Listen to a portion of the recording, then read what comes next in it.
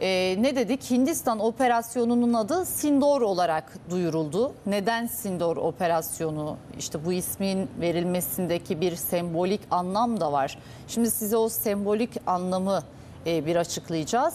Sonrasında da Mesut Hakkıcaşın hocam bizimle birlikte. Mesut hocamla da bir güç karşılaştırması yapacağız Hindistan ve Pakistan arasında. Ama önce şöyle bir bakalım.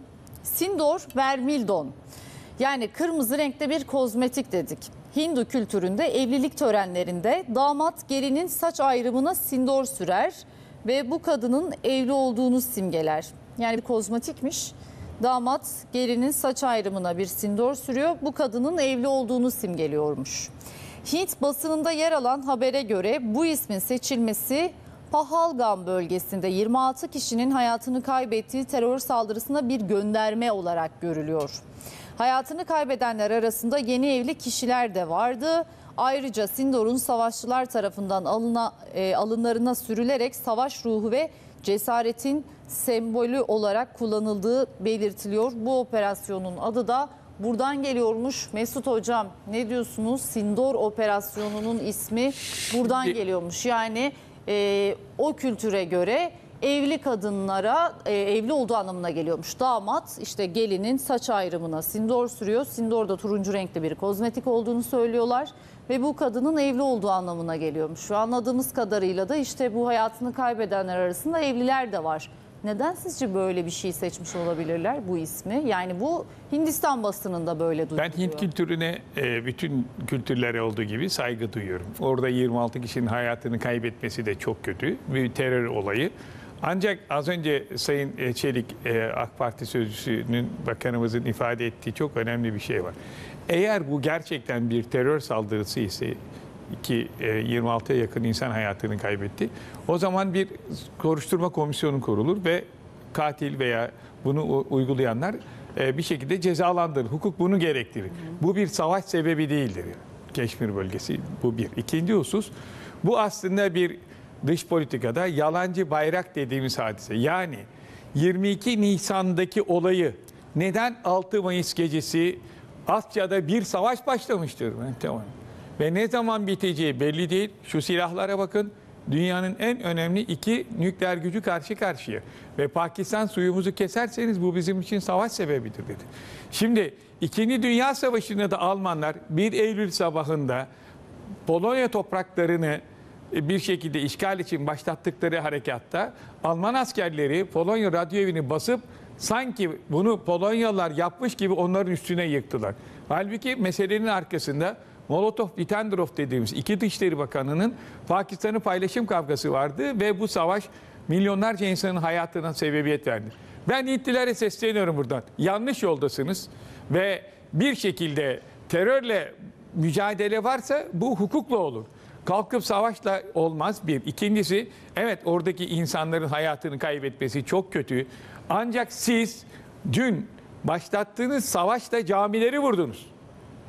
Sivilleri öldürdünüz ve bunu bir intikam olarak dünyaya satmak istiyorsunuz. Bu aslında intikam değil, Hindistan Başbakanı'nın ırkçı bir yaklaşımıdır. Nitekim bakın Pakistan Bakanı Muhammed Asif şunu diyor.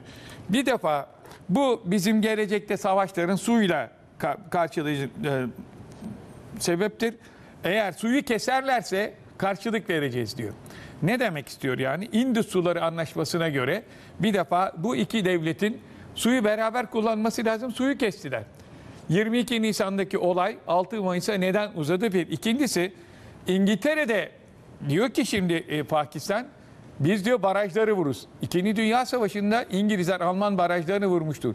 Bu harbi anlamak için şöyle bakıyorum ben. Acaba bu savaş Hindistan'la Pakistan arasında Müslüman ve Hindu bir devlet arasında bir dinler savaşı mıdır? Yani 1991'de Sovyetler çöktüğünde Samuel Huntington'ın ortaya attığı bir görüş var.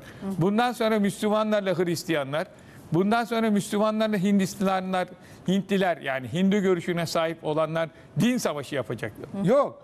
Bu az önce söylediğimiz gibi Asıf'ın bahsettiği sular savaşı mıdır? Halbuki iki taraf arasındaki anlaşmaya göre yani su anlaşmasına göre suyun ortak kullanılması lazım ki devletler arasındaki hukuka göre uluslararası sınır aşan sular yukarı ve aşağı devletler arasında hakça kullanılır. Peki bu kim tarafından çıkarıldı? İsrail tarafından. Nitekim şunu söylüyor Moody, suyu ülkenin yararına kullanacağız. Yani Hindistan, Pakistan'ın can damarlarını kesiyor. Evet. Su açısından da Hindistan'a bağlı. Evet, şimdi diğer taraftan Ekonomisi de tarıma dayalı. tarıma ve bu açlık ve susuzluk demek, insanları öldürmek. Bakın Yani Modi, o Keşmir bölgesi Evet. dediğimiz. aynen şimdi bakın Modi'nin Su söylediği, kaynağı Muhammed olarak. Asif şunu söylüyor. Diyor ki Modi, Netanyahu gibi sorumsuz adım atarsa Pakistan tarihin hatırlayacağı şekilde cevap verecektir. Yani ne demek istiyorum? Bugün Gazze'de insanlar öldürülüyor. Niçin dün akşam saldırdılar? Trump biliyorsun Orta Doğu'ya geliyor ve İsrail Gazze'yi tamamen işgal edeceğini açıkladı bütün dünyaya. Ve neden siz 6 tane hedefe vuruyorsunuz? Neden camileri, sivilleri vuruyorsunuz? Devletler hukuku açısından milletimizle paylaşalım. Pakistan burada haklı. Neden? Uluslararası hukuka göre ülkesinin topraklarına silahlı saldırı yapılmıştır. Bu silahlı saldırıya karşı iki hakkı vardır. Bir, Birleşmiş Milletler Sözleşmesi'nin 51. maddesindeki meşru müdafaa hakkıdır.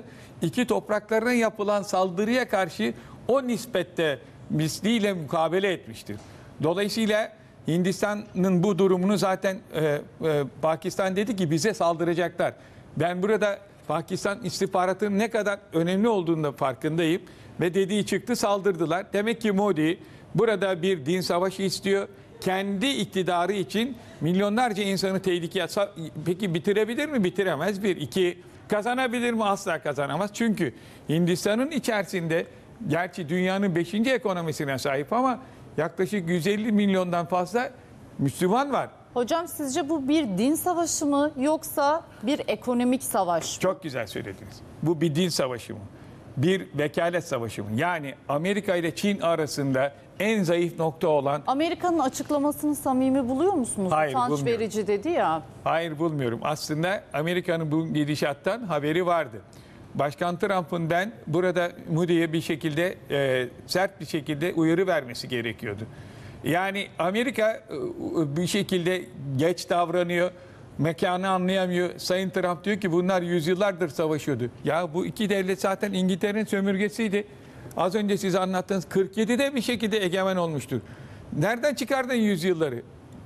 Aynı coğrafyayı paylaşmışlar ve İngiltere'nin sömürgesi olarak parçalanmışlar. Şimdi birbirlerini öldürüyorlar. Burada Amerika'nın demesi lazım ki birbirinize silah atmayın. Ama burada bakın çok ciddi... Çin faktörü var. Çin faktörü var. Yani 4 bana göre başlık var. Asya'da savaş başlamıştır. Bu bir, dinler savaşı mı? 2, bu sular savaşı mı?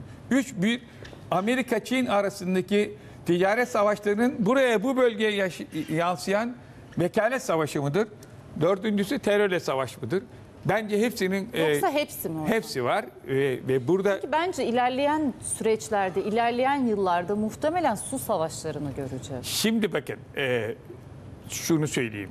Genelkurmay Anlaşmalar Subayı olarak görevimden bir tanesi hukukçular olarak, hukukçu sıfatımla oradaki bize hazırlanan bir şey var. İsrail yaklaşık 35-40 senedir Orta Doğu'da su savaşları olacak. Türklerle Araplar savaşacak diyordu. Türkiye Fırat Dicle'nin sularını kesecektir. Müslüman Araplar savaşı. Oldu mu böyle bir şey? Olmadı. Demek ki bu savaşın kurgusu kim? İsrail.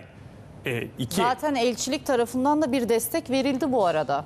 Elbette o zaman İsrail. rahmetli Özal dedi ki biz sizin Hindistan'a ihtiyacından fazla su veriyor Türkiye Fırat'ta da Dicle'den de hem Suriye hem Irak'a.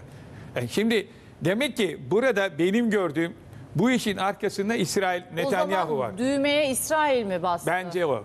Bence o niçin? Yani İsrail ve Amerika, hani sadece İsrail olarak söylemeyelim. Azmettirenler onlar. Evet, bunlar düğmeye bastı bu iki ülke. Ve çünkü diyorsunuz ki 22 Nisan'ın cevabı şimdi mi verilmeliydi? Neden bu akşam başlatıldı? Niçin bugün Trump oraya gidiyor? Niçin Amerika Hindistan'ı durduramadı? Niçin İsrail durduramadı? Bakın Amerika Birleşik Devletleri Hindistan'a uçak fabrikası kuruyor. O zaman şöyle diyebilir miyiz? Çin ve Amerika'nın işte kafasına uyarlarsa savaşacaklar. Kendi aslında eksenlerine dönerlerse 47'den bu yana ne oluyorsa gene aynısı olacak. Fakat bu defa Burada bir barış olması mümkün değil gibi. barış olabilir. Bakın ben bu coğrafyada görev yaptım. Sağ olsun Dışişleri Bakanımız beni gönderdi bölgeye. Bu arada bölgeden gelen son Orada görüntüleri bu nehir istiyoruz. bir defa hayat demek. o hayatı keserseniz insanlar açlıktan, susuzluktan ölecekler. Bakın aynısını kim yapıyor? İsrail Gazze'de insanları aç ve susuz bırakıyor ve bir kurtuluşunuz var diyor Maliye Bakanı. Ancak buradan göç ederseniz sizi bırakırız. Yani açtan, susuzluktan, ilaçsızlıktan, hastalıktan ölmezsen bu bir katliam yani. Evet. Ve bu katliam modelini şimdi Keşmir bölgesine bir şekilde taşımak istiyorlar. Bu kabul edilemez. Yani şimdi bu suyu durdurursan buradaki insanlar ne olacak? Buradaki bitkiler ne olacak? Tabiata karşı açılmış bir savaş ve devletler hukuku açısından suyu kesemezsiniz.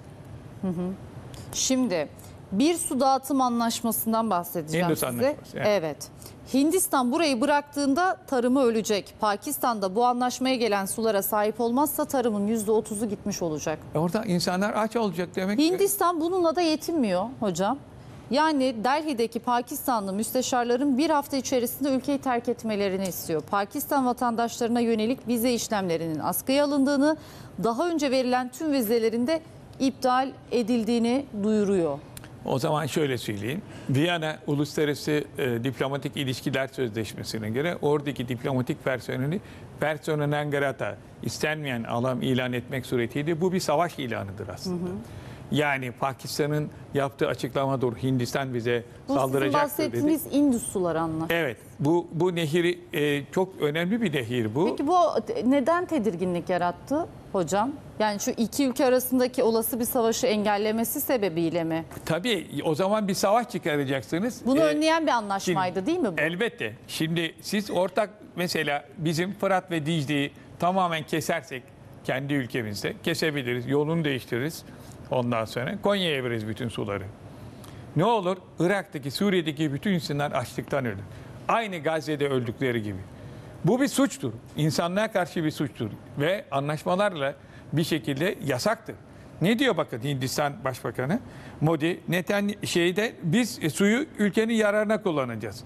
Netanyahu gibi Pakistan da cevap veriyor. Sorumsuz davranırsan Pakistan tarihin hatırlayacağı bir cevap verir. Dün bir tarihti aslında. Savaş yeniden 5. savaş bu. 4 savaşın 3'ü Keşmir'de olmuş. Fakat bu savaş çok tehlikeli. Neden? Kullandıkları silahlar, modern silahlar, eğitimler ama en önemlisi iki tarafın sahip olduğu nükleer silahlara baktığımızda... Bir karşılaştıralım mı Mesut Hocam? Mesela Hindistan'ın asker sayısına baktığımızda, bu arada Hindistan dünyada nüfusu en yoğun yerlerden bir tanesi. Asker sayısı 1,45 milyon. 1,5 milyon. Pakistan'ın 654 bin. Yani yaklaşık 3 misli askeri var. Savunma bütçesi 10 misli yüksek. 75'e 7,5 milyar. Savaş uçaklarında 1,5 misli fazla. Savaş helikopterlerinde aynı, tankta da aynı. Ancak nükleer silahlar eşit durumda dikkat ederseniz. Savaş gemileriyle burada yaklaşık 3 misli üstünlüğü var. Ama unutmayın Türk savaş gemisi şu anda Pakistan'da 1. 2, Genelkurmay Başkanlığımız, İstihbarat Başkanımızı gönderdi bölgeye ve Dışişleri Bakanımız dün Pakistan'a tam destek verdi. Başbakan Sayın Cumhurbaşkanımızla görüştü. Burada olmayan bir silah daha var. Hindistan'ın elinde aynı zamanda uçak gemileri var. Şimdi burada yalnız benim gördüğüm bir şey var. Çin Hava Kuvvetleri'nin uçaklarını kullanıyorlar.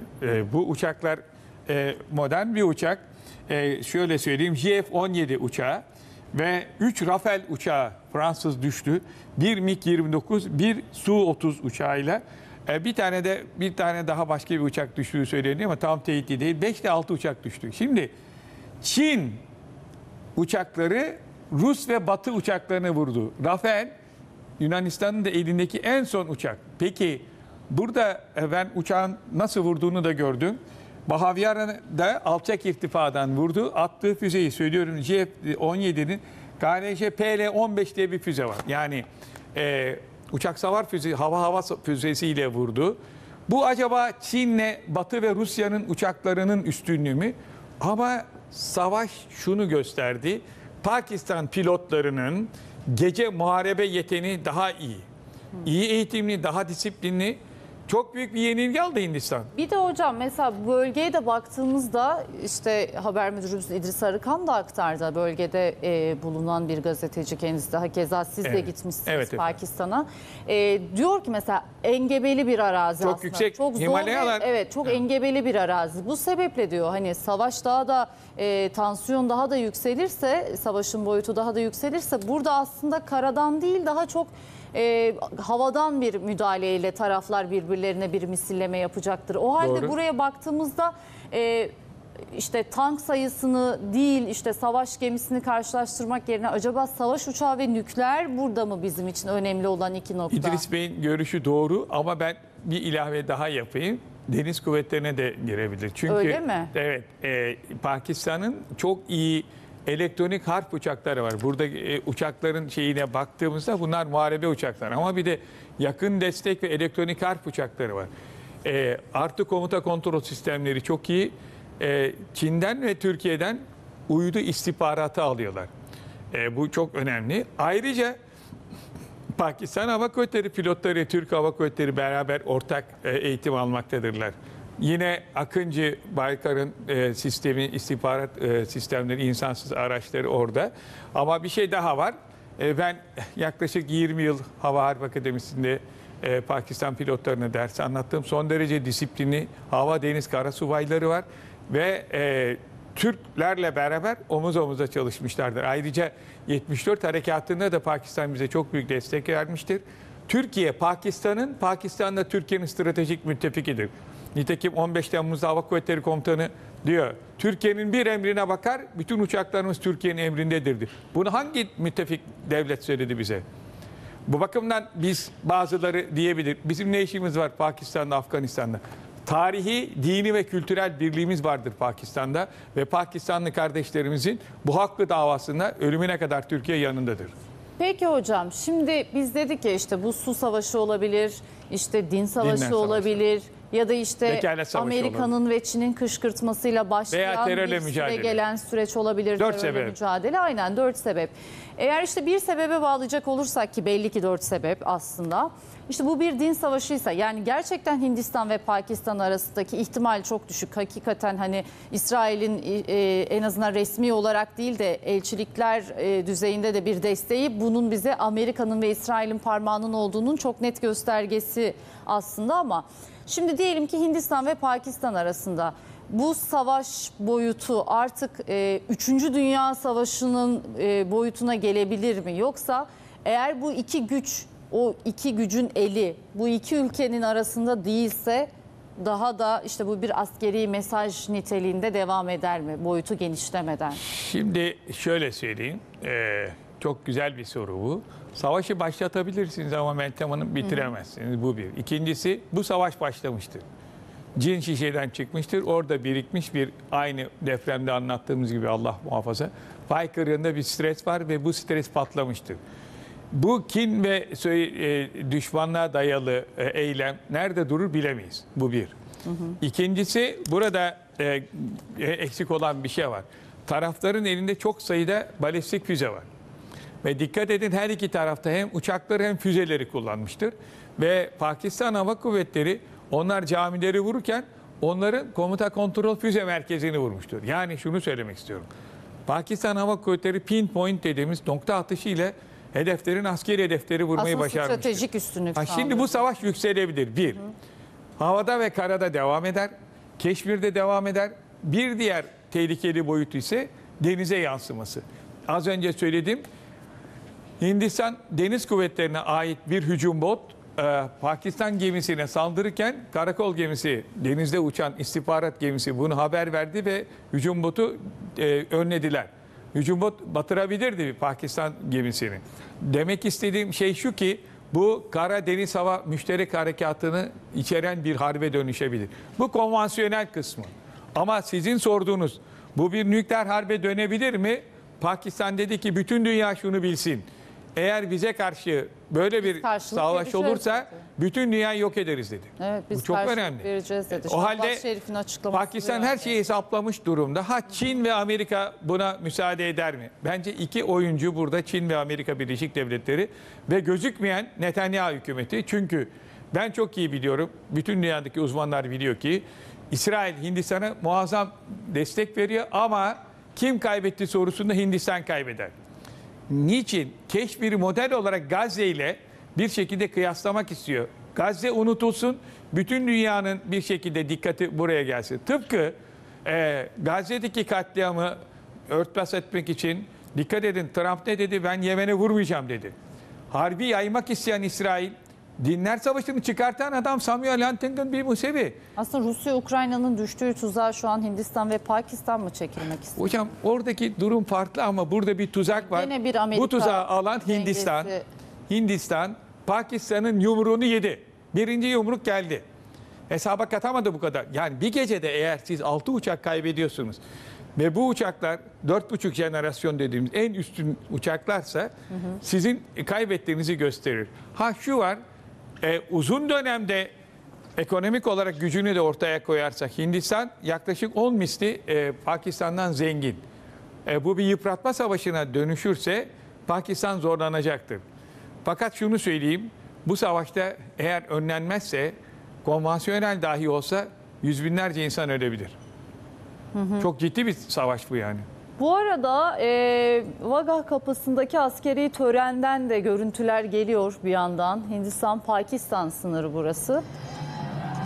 Bu geleneksel bir tören. Sesi de var. Bir dinleyelim mi? Ben burada bulundum Meltem Hanım. Öyle mi? Büyükelçimiz Murat Bey beni götürmüştü. Stratejik Araştırma Merkezi Başkanı iken kendisine teşekkür ederim ondan sonra. Burada bulundum. Niye her sene yapılıyor hocam bu? Sürekli yapılıyor, her gün yapılıyor hemen hemen. Ondan sonra tabii burada bu no man's land dediğimiz devletler hukukuna göre bir tane şey var, çizgi var. Bir tarafta Hintliler duruyor, bir tarafta Pakistanlılar. Her iki taraf kardeş devlet olduğu halde en uzun boylu, en güçlü askerlerini koruyorlar. Ve birbirlerine olan düşmanlıklarını ve güçlü olduklarını bu hareketlerle, mizansenlerle onları korkutmaya çalışıyorlar. Fakat benim burada müşahede ettiğim ortada çok ciddi bir uyuşmazlık var. O zaman Yunanları çok sevdim bunları görünce. İkinci husus, biz bir Yunanlı ile ne kadar tartışsak da oturup konuşabiliriz yani. İkimiz de müttefikiz NATO'da. Nitekim dün Atina'dan biz Türkiye'nin müttefikiz diye akıllı bir açıklama geldi. Dışişleri Bakanlığı'nı Yunanistan'ı tebrik ediyorum. Yani bazen erken uyanır. Şimdi burada çok enteresan, gördüğünüz gibi iki tarafın seyircilerinin bölgeleri var. Az önce söylemiştim efendim Hindistan'ın nüfusu yüksek olduğu için bu tarafta diyelim 3000 seyirci var. Burada 300 seyirci var. Siz bir de gidip izlediniz Ben değil mi? izledim efendim. Buradakiler Pakistanlar bakın. Pakistanlar az. Gördüğünüz gibi koltuklar boş. Ne oluyor biliyor musunuz? Hoparlörü açıyor bizimkiler. Kur'an-ı Kerim dinletiyorlar ve karşı taraf susuyor bu tarafa. Evet. Yani o söylediğim... Yani şu anda mesela gerginlik çok had safhada ya Hindistan ve Pakistan arasında. Evet efendim. Burada gerginliğin çıkmaması da çok şaşırtıcı değil mi? Yani her an her şey olabilir. Bir karışıklık da çıkabilirdi aslında. Tabii, buraya da sıçrayabilir. Ve en sonunda mizansenin sonunda bu kardeş gibi birbirleriyle barışıyorlar. Aslında bu bir gerçek. Bu nedir biliyor musunuz? Aynı kültürün insanları, aynı coğrafyanın insanları din yönünden düşman diye ayrılmışlar. Aynı Kore'de, Kuzey Kore, Güney Kore gibi. Aynı bizim Türk'le Kürt'ün birbirine düşmanlığı gibi. Evet. Suni emperyalizmin bir çok enteresan oyunudur bu. Yani dış politikada divide and rule, böl ve yönetin en ciddi tarihi dünyanın görebileceği bir olaydır bu. Bir şekilde sanırım Yunanlar da bundan ders alır. Aynı coğrafyadayız. Allah'tan bizim aramızda Ege Denizi var. Peki. Efendim Vagah kapısındaki askeri törenden de görüntüler geldi. Hindistan-Pakistan sınırı burası. Mesut Hoca'nın dediğine göre her gün değil mi? Her gün yapılan bir tören bu. Mesut Hoca da katılmış. Diyor ki işte her iki ülke de birbirlerine olan gücünü burada gösteriyorlar. Bu tören bunun anlamına geliyor. Hindistan-Pakistan arasındaki askeri güç karşılaştırmasını da yaptık. Bakalım süreç nasıl işleyecek? Şimdi burada bir Amerika dengesi var, bir İsrail dengesi var hocamızdan öğrendiğimiz bilgilere göre. Bu dengeler şaşar mı? İşte nükleer güç devreye girer mi? Girerse de 3. Dünya Savaşı'nın çanları çalmaya başlar. Bu da iyi olmaz. Bakacağız nasıl süreç işleyecek Hindistan ve Pakistan. Dileriz barış olur ama. Tabii dileriz barış olur. Hiçbir zaman savaşın dilinin konuşulmasını istemeyiz. Yeditepe Üniversitesi Teşekkür öğretim ederiz. Sağ üyesi. olun. Çok teşekkür Barıştan ediyoruz yanayız Mesut her zaman. Hakkı Coşun hocamıza. Elbette barıştan yanayız. Teşekkür ediyoruz.